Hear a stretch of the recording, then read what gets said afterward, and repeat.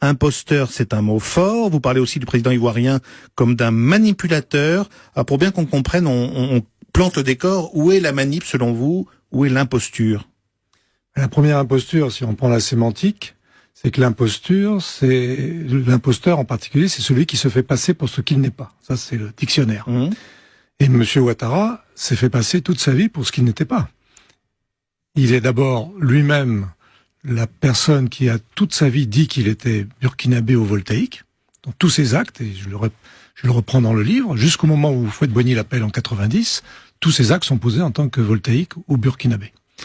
La deuxième imposture, c'est que quand il est Premier ministre de la Côte d'Ivoire entre 90 et 93, il n'est là que pour l'acte économique. Même Bédier dit dans ses mémoires, n'avait pas à s'occuper de notre héritage, il était burkinabé.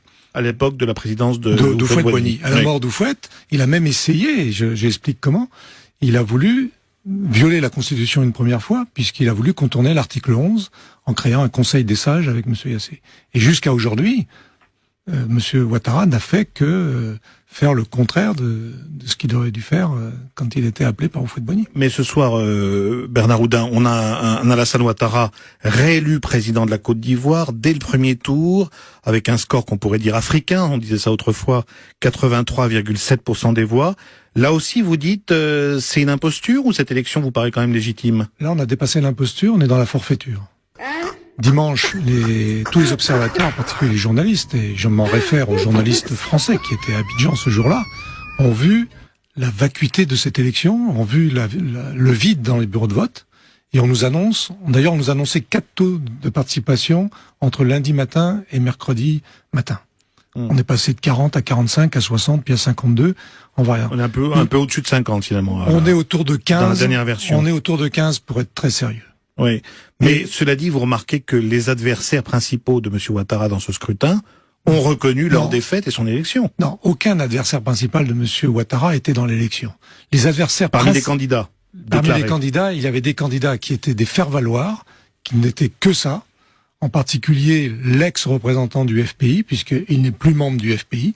Il n'est représentant du FPI que par la volonté de la justice de M. Ouattara.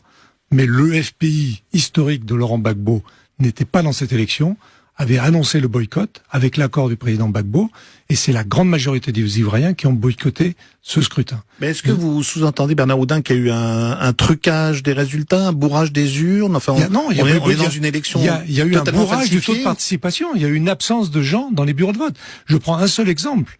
Vos confrères de TV5 étaient présents à la clôture du scrutin dans le plus grand bureau de Côte d'Ivoire, qui est le lycée William Ponty de Yopougon. Il y avait 8000 inscrits.